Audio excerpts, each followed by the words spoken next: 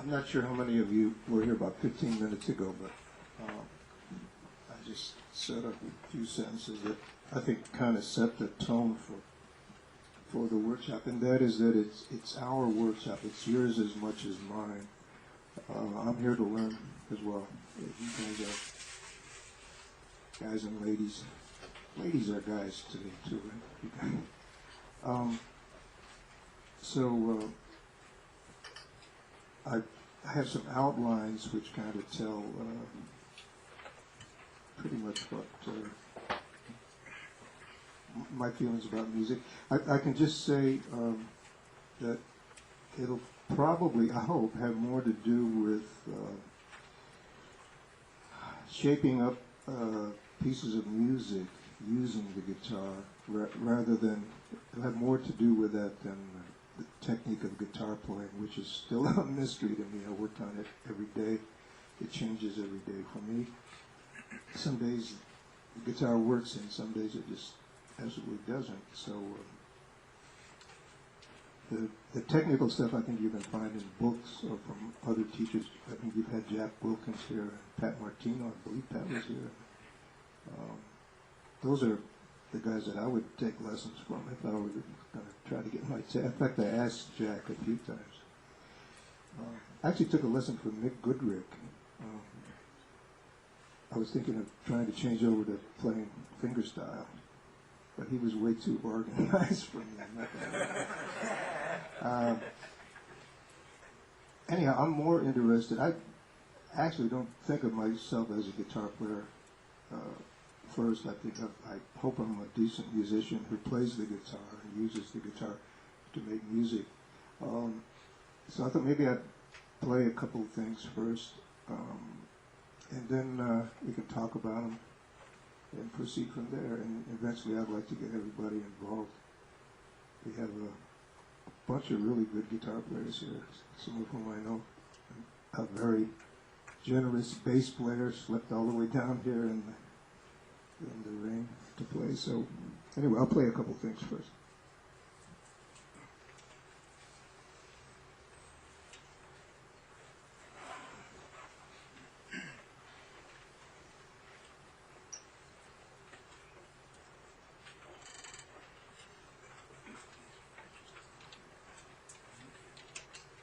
Wayne Verno is the bass player.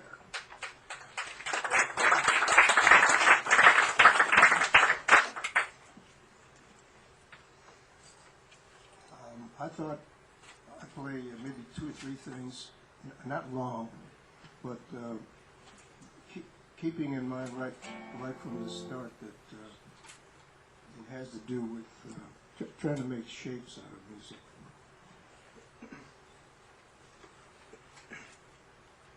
Oh, this first thing is I recorded it with some overdubs. It's called Why Not Dance, and it's dedicated to Jimmy Lunsford's band. Jimmy Lunsford had a great band in the 40s, 1940s. It was really high caliber music and musicianship, and they were also very popular because they had lots of dancers that followed them around. Somehow we lost the dancers to rock and roll along the way, I think. But anyhow, Lunsford band was really popular, and so this is kind of a fantasy about the Lunsford band and some mystery tap dancer. I do the tapping myself. Some days the tapping works better than others do.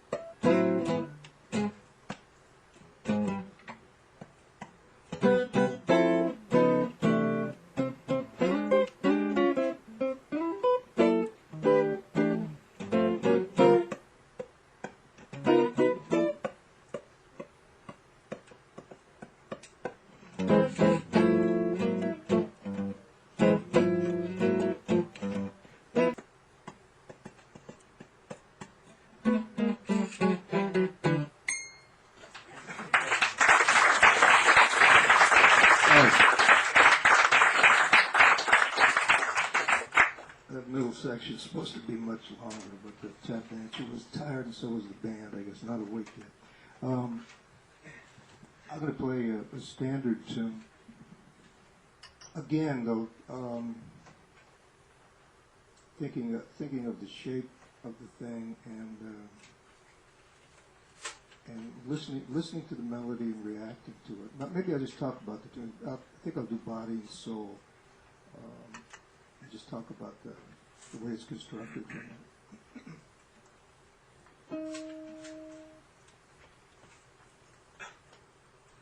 I think there's 6 notes at the beginning. Or 7, whatever. Okay, so that's it. And then there's already an answer to that. Right? So you have, and it already reacts to itself. Again, I'm interested in the way things are constructed and why tunes stick around for a long time. And I think it's applicable to solo playing and to composition and everything else.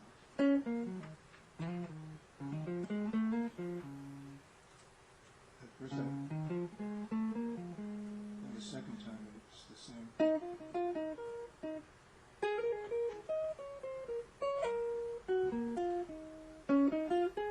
And then there's a nice bridge, which reminds me of the beginning of the tune. So that the bridge is still thinking of the same kind of motive. And then it's the same melody, only on a minor scale.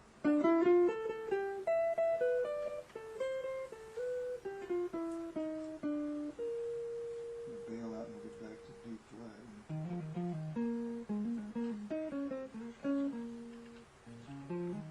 Anyhow, talking more than I meant to, but I just wanted to point out that the tune is beautifully constructed, and most of the tunes that have stuck around for so long are, and I think that all applies to solo playing. Why you remember a Lester Young solo, or I do, for 40 years, because they were put together so beautifully. So anyhow, I'll play that from there.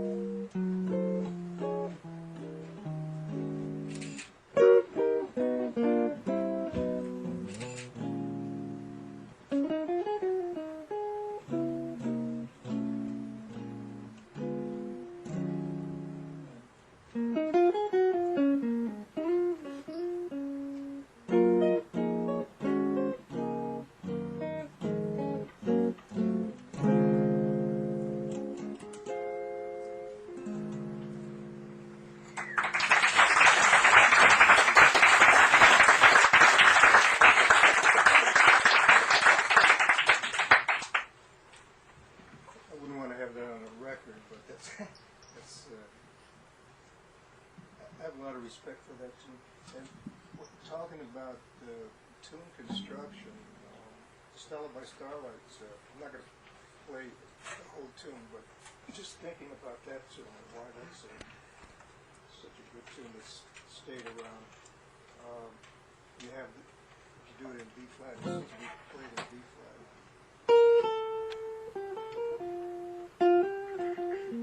First you have this interval, second down, and then you have a fourth down, then a second up, and a fifth down.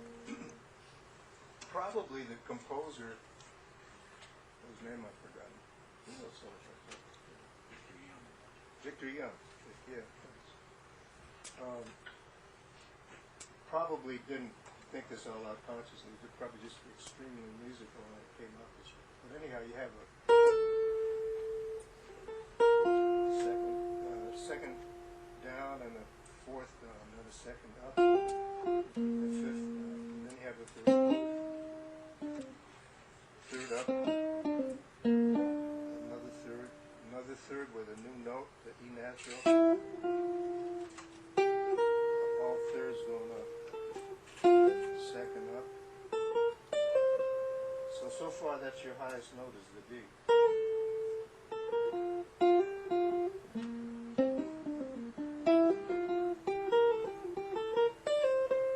Now he hits this great note. So it started with the second, minor second going down, and now you have the second reaching up, and the third up even higher, up to the F. There's a third. Another third. And now it starts to wind back down as a repeat of the first phrase, but second down, and then you get this great new note in it, G flat. So, again, that tune I think is beautifully constructed. It has questions that get answered. It has arrival points.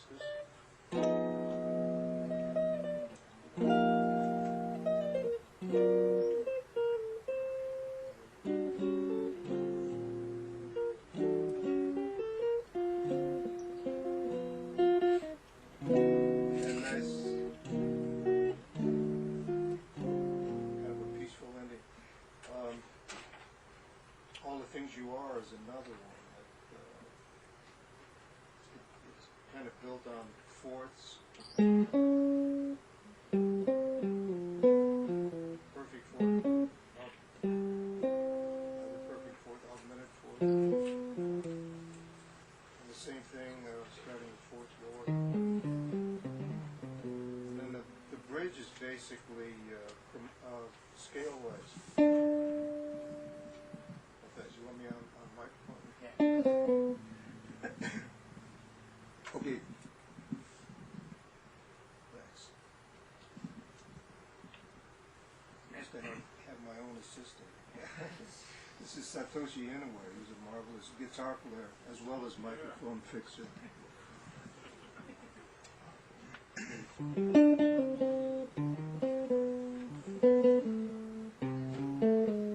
That's a great bridge too. I think these are the right notes. And a sequence. And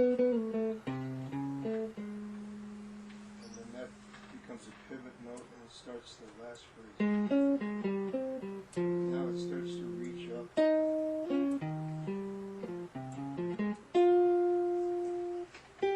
Some people take it up. Anyhow, those are really, I think, a couple of beautifully put together tunes, three of them actually.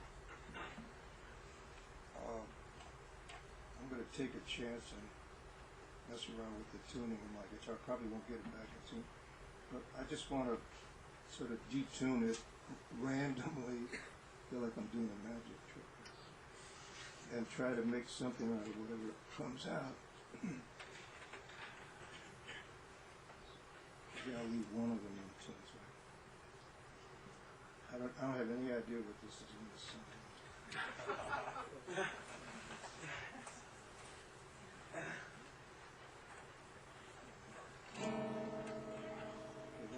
there's a mess, right? So, I'd like some curry, sir. huh? Like some curry. Yeah, please. Curry. I don't know what to do with it. So anything that I've worked on ahead of time isn't going to. I've done this with a couple of students who were really slick guitar players. One guy came to me who played the guitar marvelously well, but that's all we could talk about was how fast this was and what scale goes here and there. So I thought if he comes back, which he didn't, I said I'm going to make him play left-handed and just see. I said, okay, now make some music. Okay, so I have this.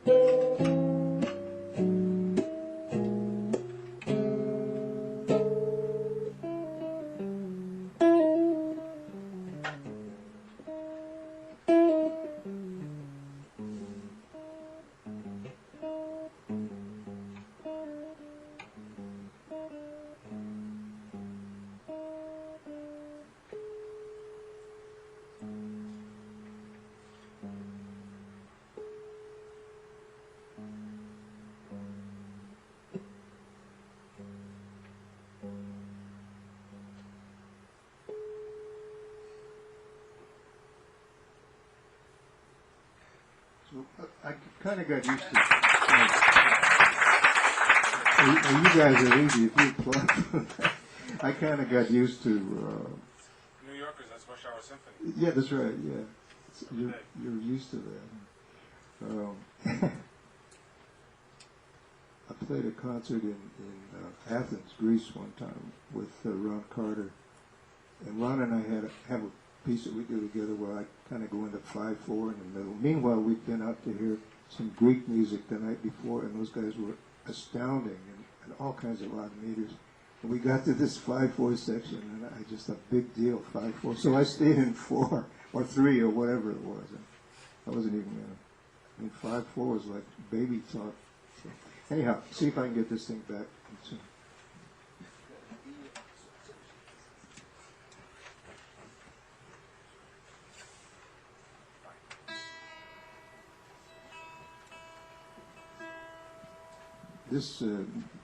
This guitar, I have some very strong feelings about it. Jimmy DeCristo made it for me, and then Jimmy died this past spring.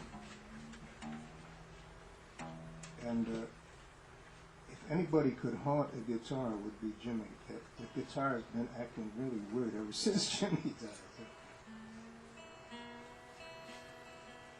So I just might not get back in tune for him. He's developed funny little pains and things.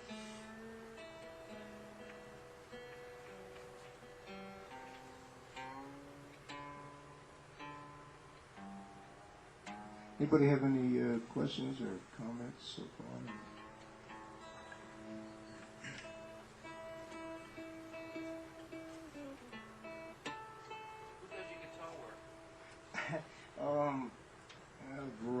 people. For a long time, Jimmy DeQuisto did all this stuff for me, and now Roger Sadowski's shop, and this guy named Steve Marchione, who makes instruments. He's got a shop on 20th Street. Steve's worked on this a bit. Steve Berger does work. You guys know Steve. He's a good guitar player.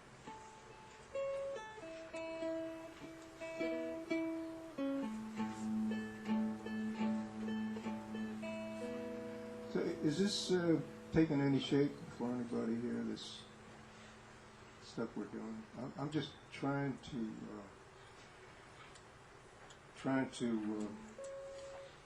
point out that I kind of approach music from you had your hand up high. Yeah, could you talk more about, for instance, you talking about the intervals of the melody of the tune, how you develop that in terms of learning the tune, and then using that as a shell for improvising and creating voicings too. Yeah, that's good. Really, no, it really is very well put.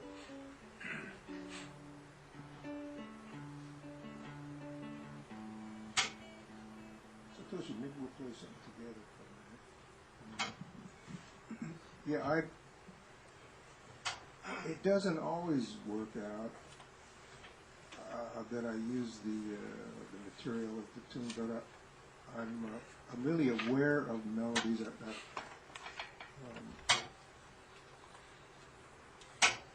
And a lot of times I know the words to a song, or at least know the general feeling of a song, so that a solo on I Got Rhythm shouldn't sound the same as Body and Soul when we speed it up, because I think they're entirely different situations. So maybe Satoshi and I'll play something and try to get into it a little bit. But if it sounds too self-conscious, then it's just that. It's just self-conscious playing. But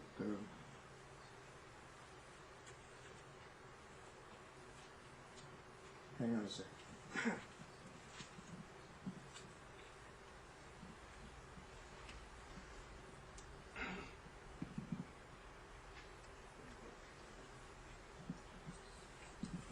Like this, the guy say, "What do you want to play?" I don't know. What do you want to play? The person in the audience says, "Who cares?" Right? I kind of make mention of that in that outline.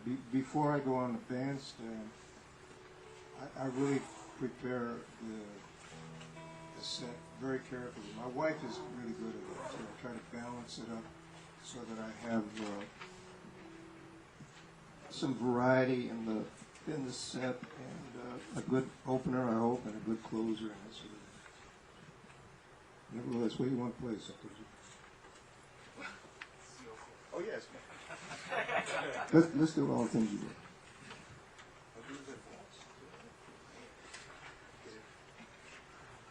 We'll do All the Things You Are, only we'll lop off a beat and a bar, and on purpose. Sometimes it happens by accident. We'll make it a waltz.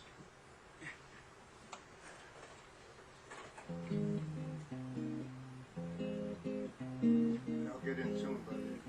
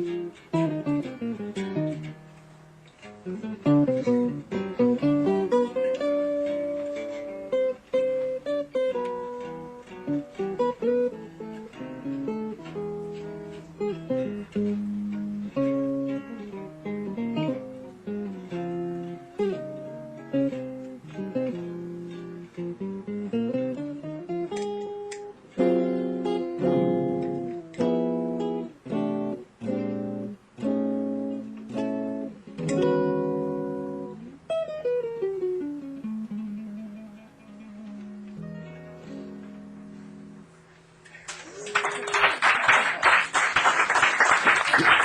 mean to turn left on like that.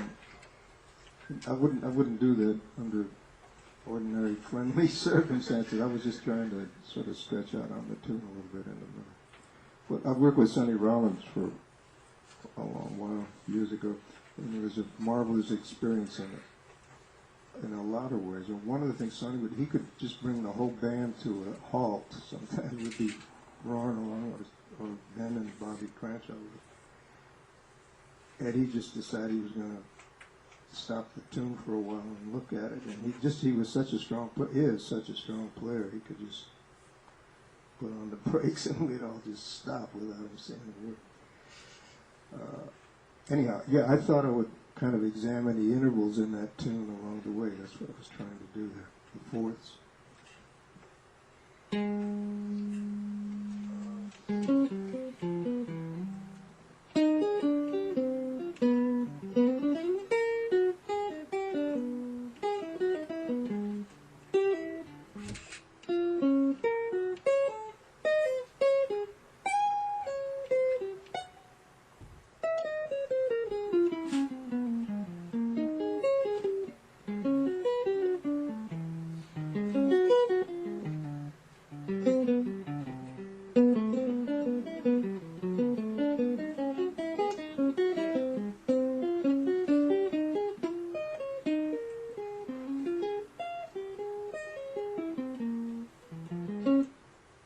Based on that.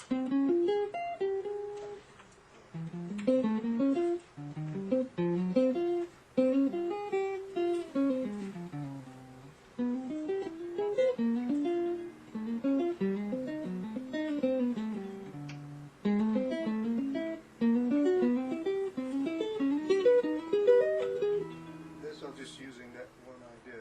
Then an inversion maybe. See.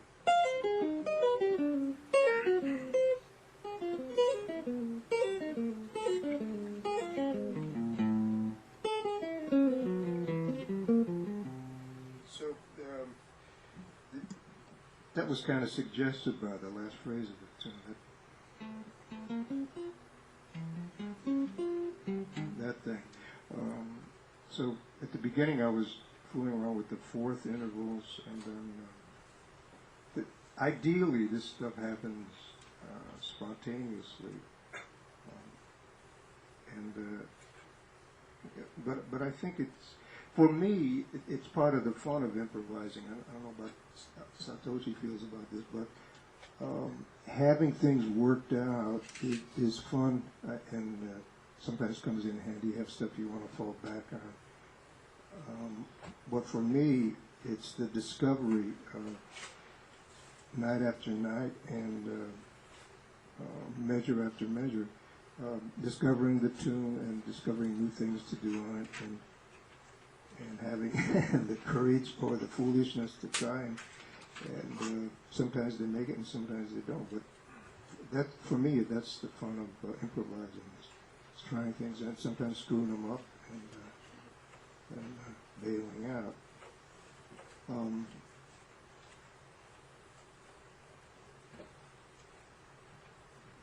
Right. In your literature, you were talking about bringing the audience with you. How do you think of those two things as being related when you're really exploring something harmonically? You can sometimes go back and try to catch the audience up in a way, or not? Try to do what, sir? Catch the audience up with you in a way, or not? Yeah. I have. I don't know if respect is the right word. I have great feeling for the people that I'm, just the same as I do for all you people right now. I've seen a number of performers, sometimes really marvelous players, who have a way of pushing people out, I think. I think sometimes relentless notes can do that. It does it for me. If I hear one or two tunes, sometimes I've had enough, even a really good player. So the opposite of that for me was Miles Davis. for me, Miles could play silence better than most people can play notes. He just had a great, very dramatic sense about him, both in the way he presented himself, his clothes, and his groups and everything. I think he had a great sense of drama. So Miles, I think sometimes silence is the best way to draw an audience, and you play something, and you give people and yourself a chance to think, now what am I going to do? Is he going to get out of this? Because it's a bit of a tight wire act. And then occasionally I'll just refer to the melody for a while to sort of let myself and the audience know where we are. I wrote a tune called Bon Ami that I recorded with Joe Lovano, and it's got tough chord changes on it. Joe just gobbled it up. He didn't have any difficulty with it. I'll play just a bit of it for you, and I'll show you what I mean. And in parts where the chords get really hard, sometimes I just pretty much play the melody. It's like...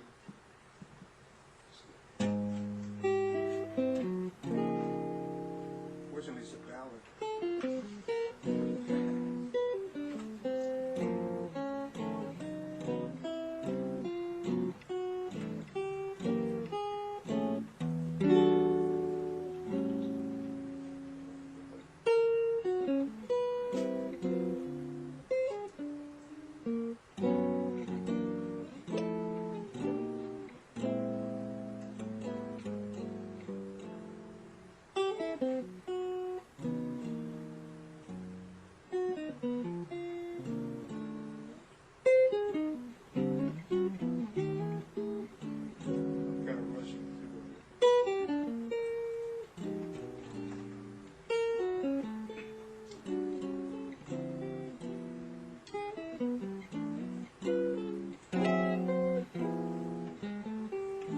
Starts in D flat and ends in C. Anyway, there's a part, there's kind of a C chord over a A flat 7, A7 flat 9, and all this chromatic stuff.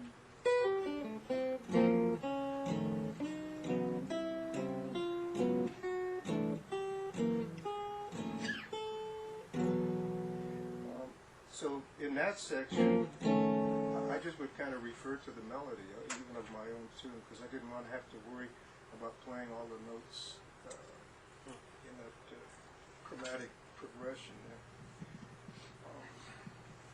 So often I'll do that, or if an improvisation gets kind of far out, like the one that Satoshi and I were doing on All the Things You Are, I might come back to the melody toward the end just to show.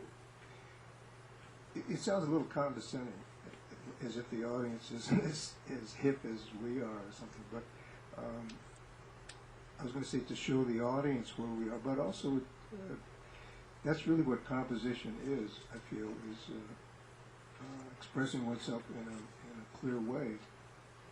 And I'm sure Beethoven thought about all that stuff somehow, maybe unconsciously. So anyhow, I might play like this for a while. Let's see.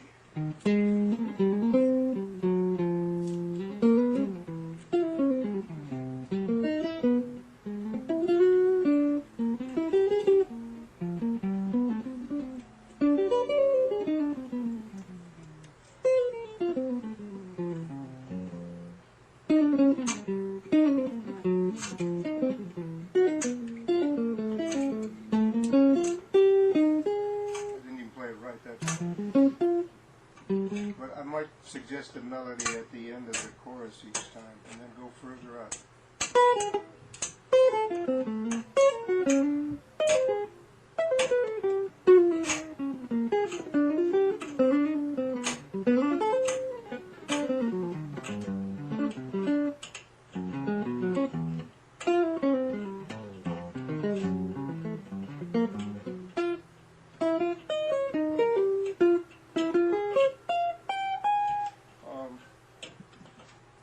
Actually, I think I mentioned some in that outline that I have. I don't know if you can see it sitting at the bar there, but techniques for including the audience. What do you think about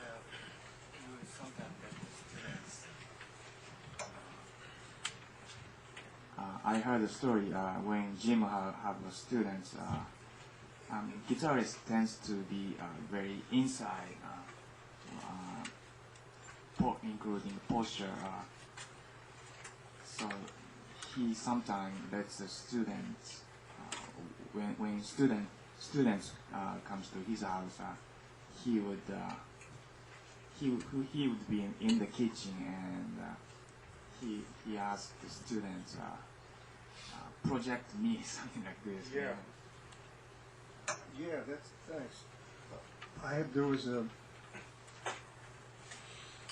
several students. I tend to do it myself. It's easy to get sort of into a little ball or a cocoon just involving you and the instrument, and you forget to reach out with your music. So sometimes I would have a student maybe sit in the doorway of the kitchen, and I would sit right back. Well, I don't know how big our living room is. Probably not as big as this, but right toward the front window, and say, okay, now see if you can make something reach here. Because it takes a note a certain amount of time to get to the end of the room, and I think all those things come into it. I mentioned that in the outline too, like the room acoustics and the sound system and that sort of thing.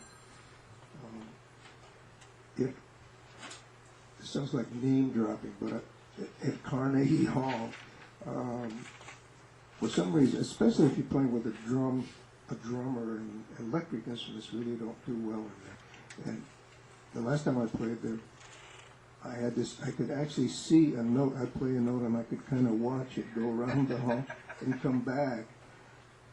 So I started playing even fewer notes than I usually do, because I figured I'd wait for that guy to go out there and come back.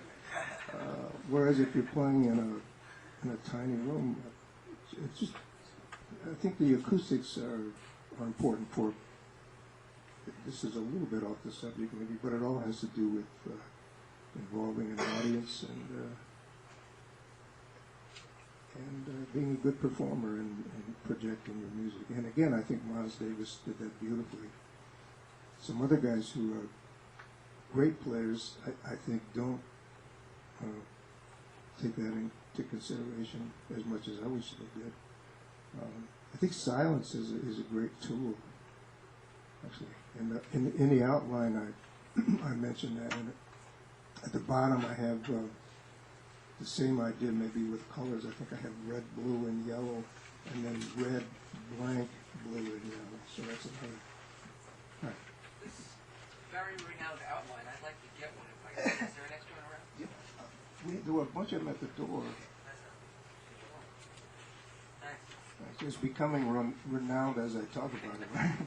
It's just that selling this.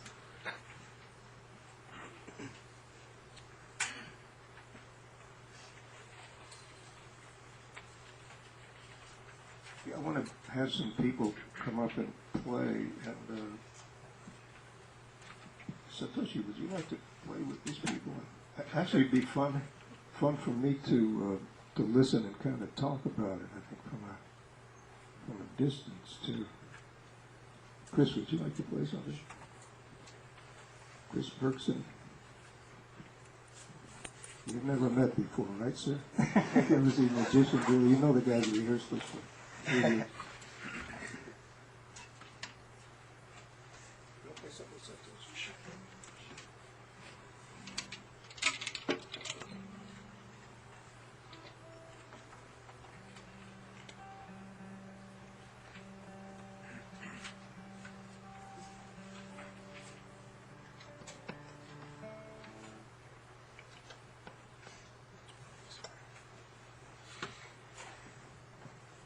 I'm going to play with some people later too, but I already know how Chris plays. I know he's good, and it gives me a little distance, and I can maybe observe and talk about it.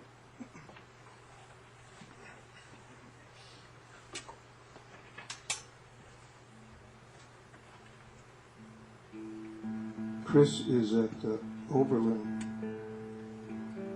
School now, and from what he just told me, you took my advice and you're doing a lot of composition and music theory and stuff. Yeah, I've always said I would trade all the foot pedals and synthesizers and stuff for a couple of years of counterpoint, like straight counterpoint.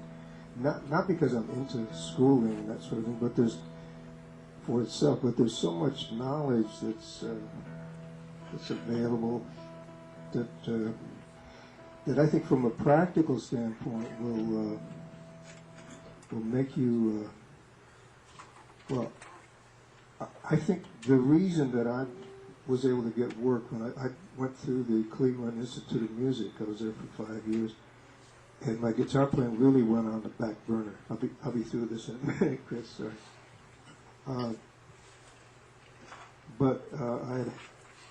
So then I went to Los Angeles, and there were amazing players out there. But I was able to find employment partly because I read a little bit better than the other guys. I could write music. I could read pretty well, or a guitar player, and so I think it really paid off in practical ways as well as artistic ways, and it's that sort of. When I was in school, I heard everything from Gregorian chant through 12-tone music and some real early electronic music. Before that, I thought Mozart was kind of silly, and before I went to school, and the classical composers I like were Hindemith and Stravinsky, probably because they reminded me of Woody Herman's band and Stan Getty's band. But by the time I got out of school, I thought Mozart was just absolutely outrageous. I mean, he got better in 5 years. And anyhow, it helped me a lot. And so I always recommend if a student is near a music school at all to take as much kind of basic stuff, harmony and counterpoint. See what they're going to do. When you guys decide to.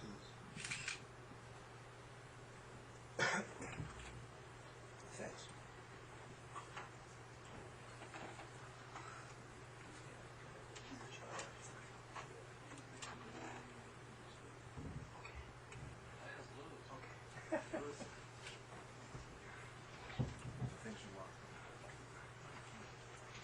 Graceful youth. Okay.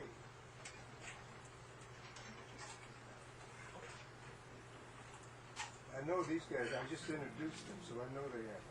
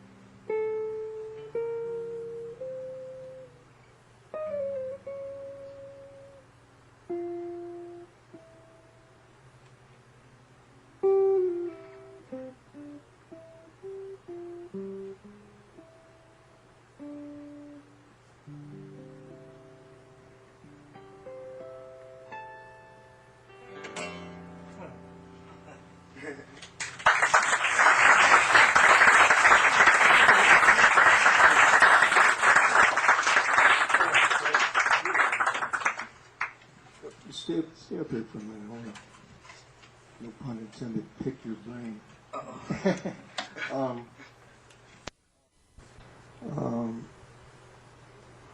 And I was interested in a way, I hate to get into technical stuff after a nice performance like that, but you did a lot of things where you stayed on the same string, as opposed to playing across the. You want to talk about that for a minute? Like for a while, you were playing just on the A string. Why do you do that, Chris? I guess just like you were talking about variety.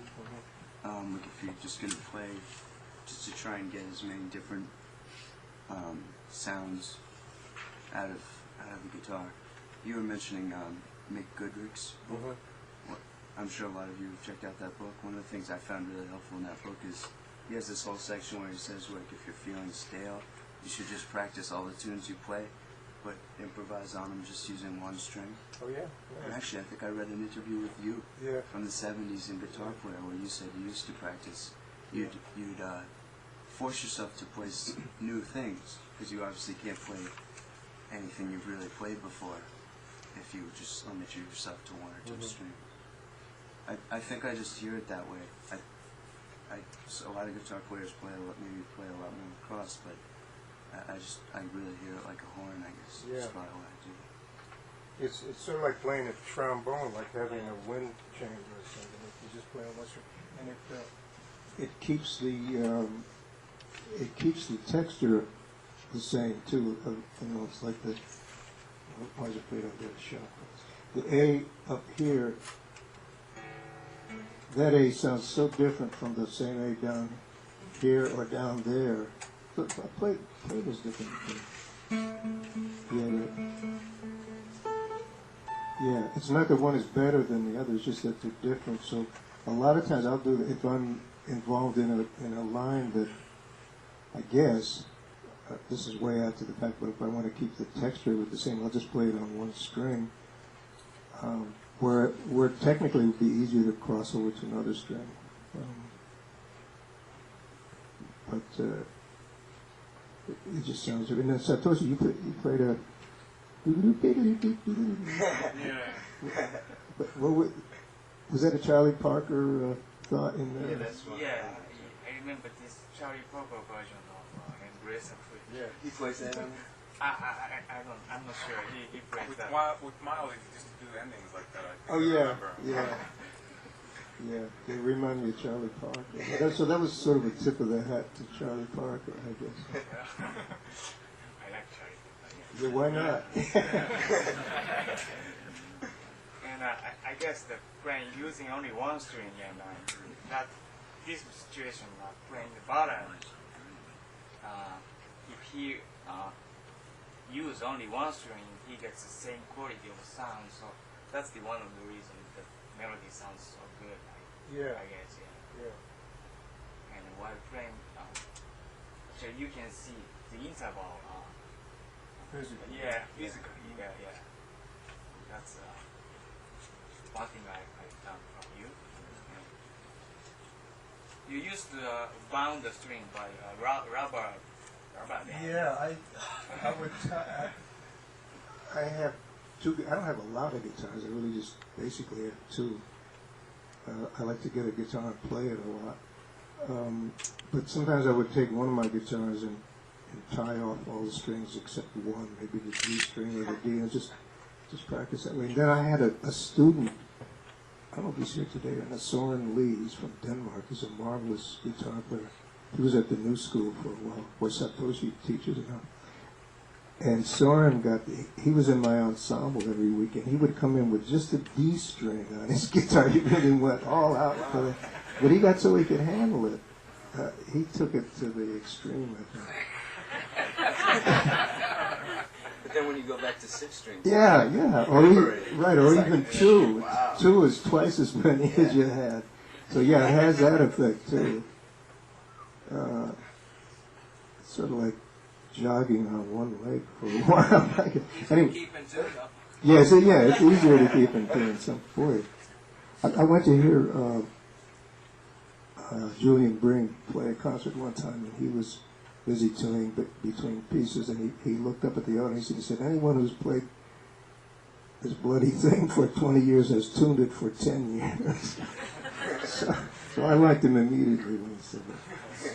He was a jazz fan. I think he played rhythm guitar in some bands in Atlanta.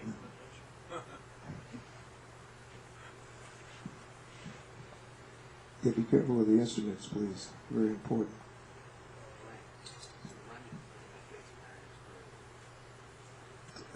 Would you like to play a tune with us? Yeah. Why don't you play something? Maybe I'll play a tune.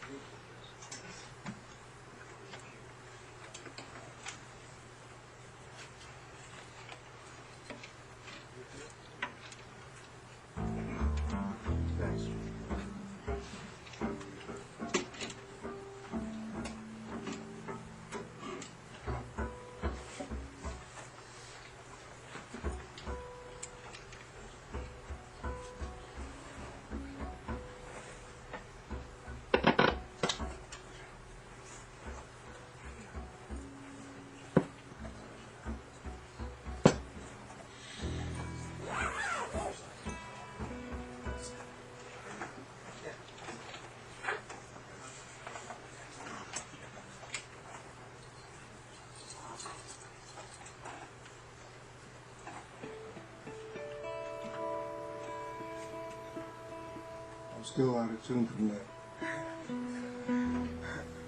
incident. Serves me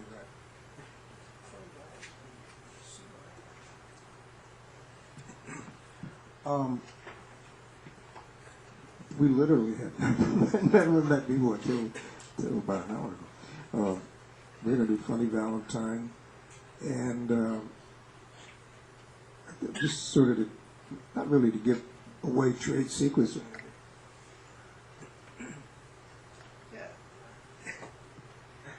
But since it is a workshop, I'll be listening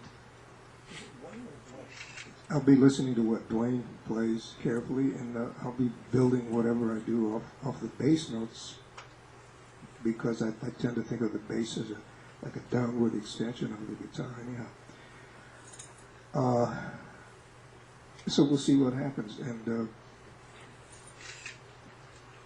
it'll be a lesson for me and about playing with another instrument, and it's obviously these are really obvious things. It's in a different register from the guitar, and it's a big help. And I'm really glad he's here. We'll try Funny Valentine.